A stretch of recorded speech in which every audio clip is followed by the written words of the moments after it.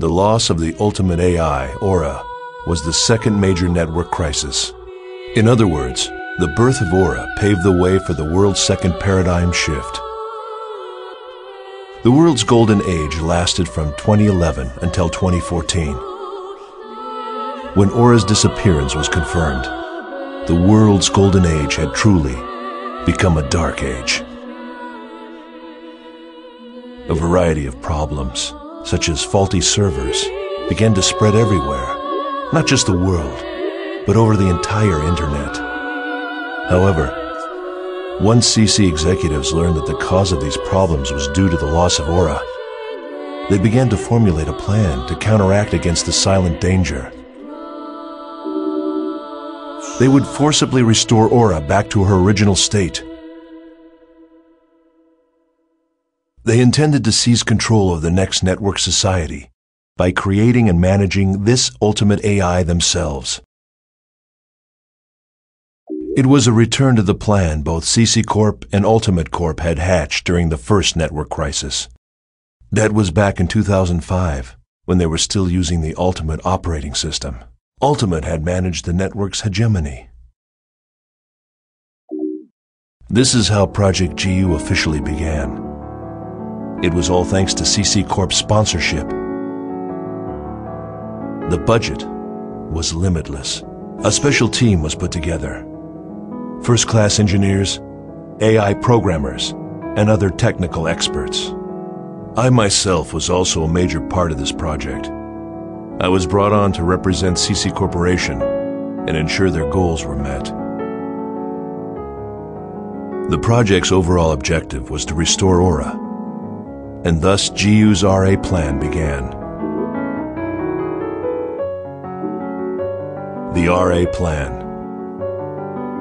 We were to salvage the 8 broken pieces of the Morgana Factor, which had sunk into a sea of data after being destroyed by Kite's bracelet during the 2010 Morgana incident. It was thought that by sealing each piece of Morgana Factor separately into character data, players could then take control of them, one at a time. There were precedents for this kind of strategy. The mind of a player known as Sora had attached itself to Skeith. And there was Maha, whose mind was thought to have adhered itself to the wandering cat-like AI, Mia. Of the people involved in Project G.U, there was one man on the team who was absolutely invaluable. Jyotaro Amagi, an elite mind who came to CC Corp at age 19 after working intelligence for the Ministry of Economy. For his age, he was truly a genius. Although Mr. Amagi and I were far from what you would consider friends, our complementary knowledge and combined abilities helped greatly to advance the project forward. We were the 2 essential wheels that kept G.U rolling. Our age difference didn't matter, yet we would frequently clash in fevered arguments. For some reason, a strange mixture of feelings, respect, envy, and scorn, had begun to grow in my heart. Even so, Amagi and myself scoured the network, finally managing to find a single piece of the Morgana Factor. It was Magus, the factor for propagation. After a great deal of trial and error, the team finally succeeded in attaching the Morgana Factor to a character in the world. This completed prototype became known as an Epitaph user, so named for Morgana's 8 phases of the Epitaph. The one we completed first was called the Epitaph User of Propagation. However, no one involved in the project, not even myself or Amagi, could use one of these characters. When someone would try to log into the world with one of these characters, an unbearable vertigo, nausea, and headache would paralyze him. The Morgana Factor, just as it had in the cases of Skeith and Sora, showed a high affinity for human minds. But perhaps that was only towards the chosen ones.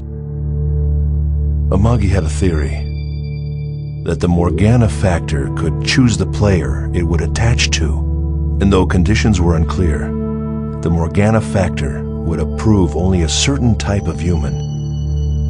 If that were indeed the case, locating those 8 chosen ones became an important issue for Project G.U.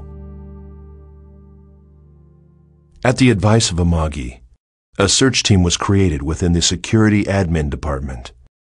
They would filter players in the world to find the chosen ones. Unfortunately, we learned that Sora's real-life player had already canceled his account with the world.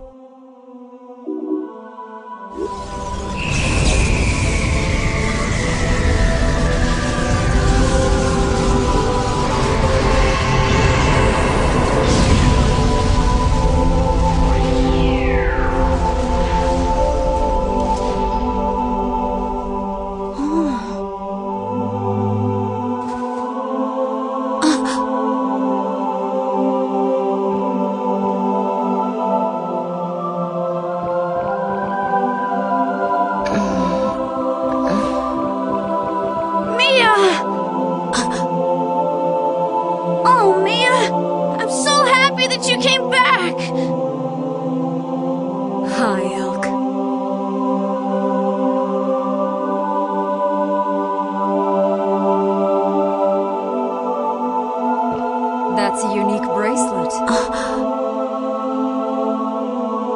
Can I take a look? Mia! Your memories, they're... Amagi and I continued our search for the other 7 pieces of the Morgana factor. Yes, of course. Skeith, Innes, Do you mean Fidel, you can't see this nice Gore, bracelet? Maha, Even Tarvos, if you can't see it, and as long Korbenik. as you know it's there. It's the same Eventually, we thing. discovered that the Maha piece had once again attached itself to the cat character Mia. We were able to extract it by destroying the cat character.